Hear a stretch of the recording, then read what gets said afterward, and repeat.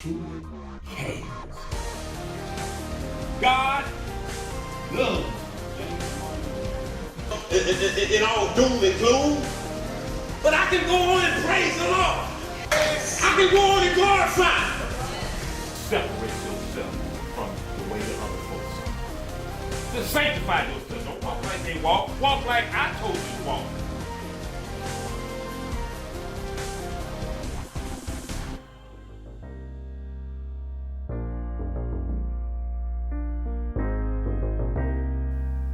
Hey, my YouTube family.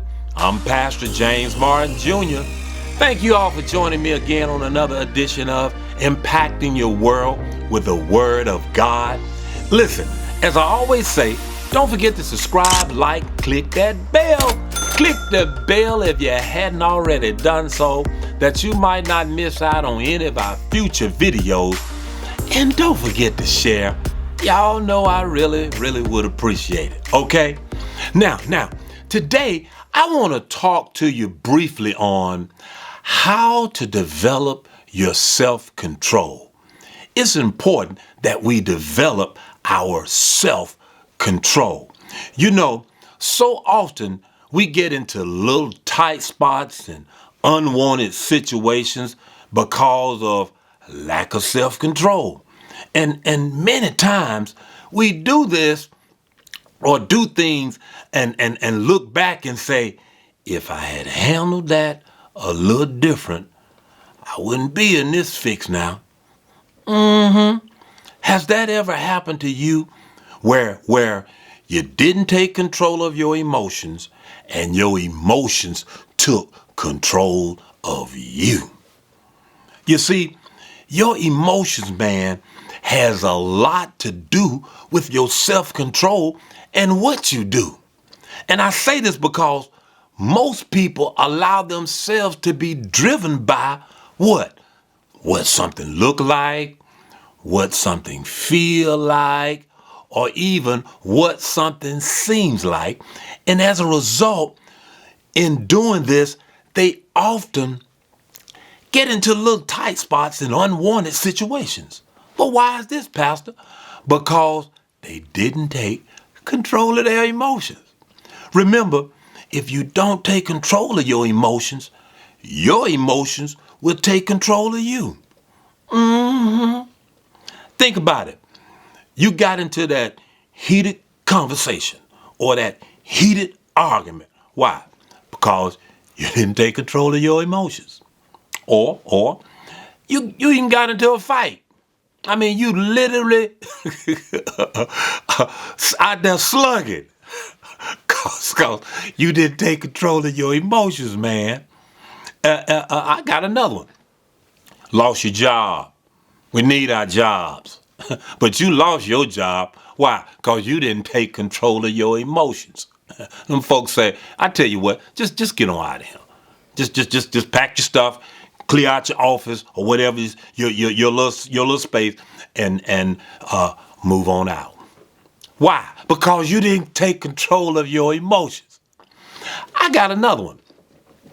You got flim flam. You know, trying to get something for nothing and get all emotional and get all into that. And you got flim flam taken advantage of because you didn't take control of your emotions. I'm just saying, I'm just speaking the truth. I got another one. You're in a negative situation because you didn't take control of your emotions. And I can go on and on because the list goes on and on and on. But keep in mind this. What are emotions? Emotions are feelings on the inside caused by pain or pleasure to move you in a certain direction, man. Now hear me good. Emotion has its place, but they shouldn't be used in a negative way. No. With all said, today I want to look at some keys on taking back the ruins of your emotions, because through Jesus Christ, we've been given the victory. Yeah. Now, the first key is to recognize and acknowledge that you can control your emotions. You got to recognize that.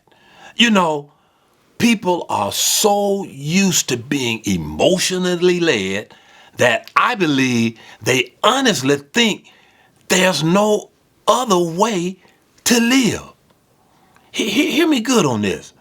They go from one relationship to the next and from one experience to the next, always controlled by the dictates of their feelings. You got to hear me on this. Listen, if this is you, I'm here today to tell you that Jesus has given you power to make decisions in line with his word. You got your Bible. Flip over to Luke 10 and 19. That's Luke 10 and 19. I'm there. Hope you there. And I'm going to read it. It reads as so. It says, "Behold, I give unto you power to tread on serpents and scorpions and over all the power of the enemy, and nothing shall by any means hurt you." Now, this first word power in the scripture is interpreted as authority. Keep that in mind now. Is interpreted as authority. And the second word power in this scripture is interpreted as ability, which lets me know that you've been given the authority to tread on serpents and scorpions and over all the ability of the enemy. Therefore, you have power, what? Authority, and power, what? Ability to not allow the devil to move you by way of negative emotions.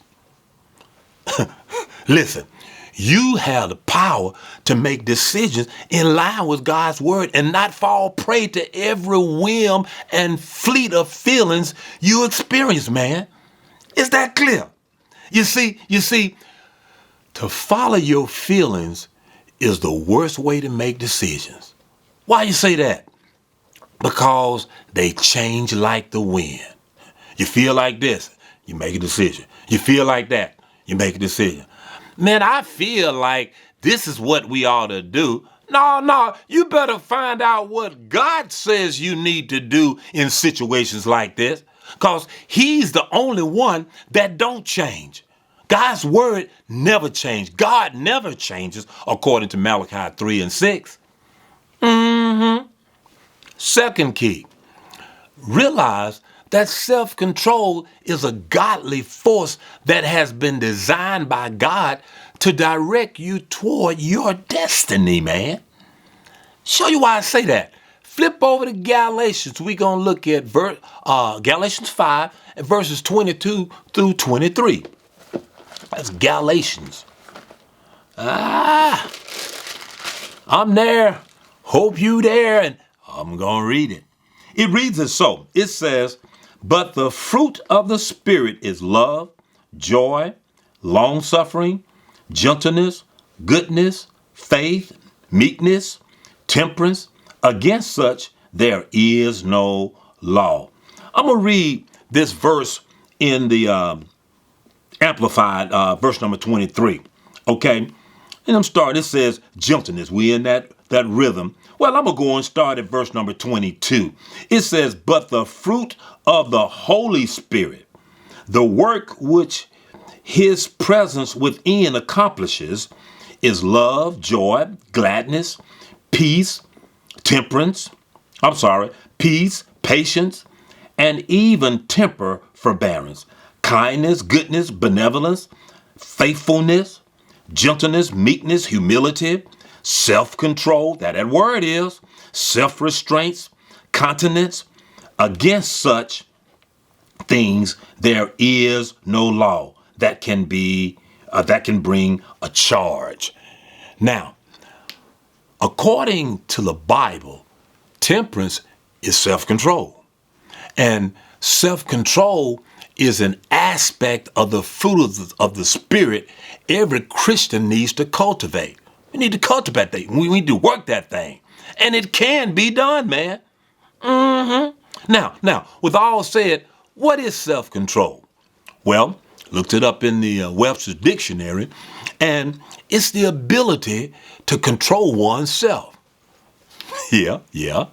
In particular, one's emotions and desires, or the expression of them in one's behavior, especially in difficult situations. Now, in Christ Jesus, there's a grace to help you to do this, man. Let me show you why I say this. Flip over to Titus. We're going to look at Titus 2, verses 11 and 12. Titus 2. I'm about to get there. I'm there, man. Hope you there, and I'm going to read it. It reads as so. It says, "For the grace of God that bringeth salvation has appeared to all men, teaching us that, denying ungodliness and worldly lusts, we should live soberly, righteously, and godly in this present world."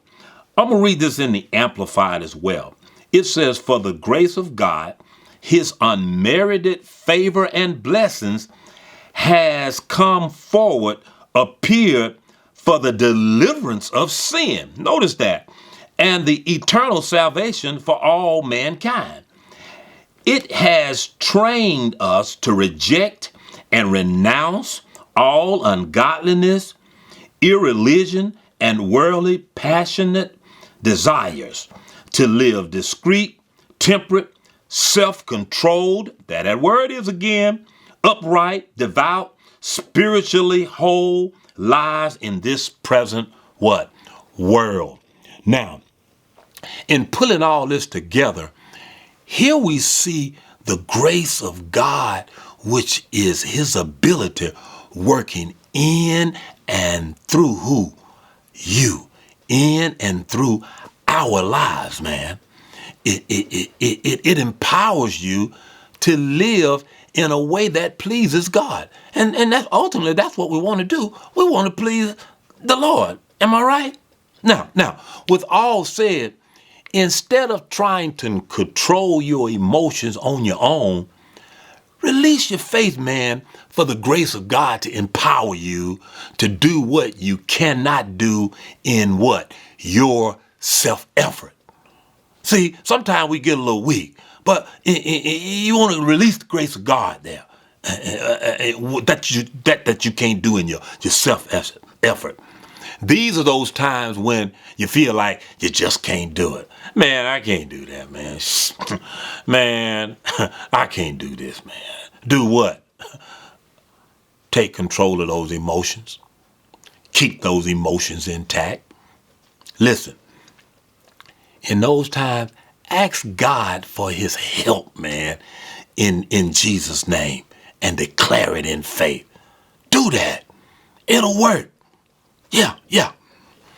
Third key, meditate every day on scriptures that address any area you are struggling with concerning controlling your emotions. Well, what are you saying right here, Pastor? In other words, find in God's word those specific scriptures that you are dealing with in regards to taming your emotions, to cultivate, to work that self-control. And then when you find them, meditate on them. Look at what Joshua said in Joshua 1:8 about meditation. I hope you there. I'm there, and I'm going to read it. It says, "This book of the law shall not depart out of thy mouth, but thou shalt meditate therein day and night, that thou mayest observe to do according to all that is written therein. For then thou shalt make thy way prosperous, and then thou shalt have good success." Listen, as you meditate on God's word with a sincere heart, you'll find yourself submitting your feelings to God's word. You'll find yourself saying, I don't need to handle that like this. I need to do what God's word said. I remember what he said. I meditated on this word, and I'm just going to cultivate this thing. I'm going to cultivate what God says around this, because I remember that. See, meditating, Holy Ghost will bring that stuff back up to you, bring that word back up to you in your remembrance, and then you can speak it. Is that clear? And remember also, since we mentioned the Holy Ghost, remember the Holy Ghost. Don't forget about him. He's our helper, man. He will help you do the internal work necessary to bring you to a place of temperance, which is self-control. And guess what? I'm out of time. Listen, leave me a comment in the comment section below. Don't forget to leave me a comment. Leave me one in there. I'd like to know what you thought about this particular teaching, man. And don't forget to subscribe, like, click that bell. Click that bell if you hadn't already done so, that you might not miss out on any of our future videos. And don't forget to share. Y'all take care. If you were blessed by this message, please feel free to comment on what spoke to you. Hit the like button and share this with a friend who needs encouragement. Don't forget to subscribe and hit the bell so you don't miss out on any upcoming messages. Thanks for watching, and I will see you again soon. World Impactors Church International. In all thy ways acknowledge him, and he shall direct your path.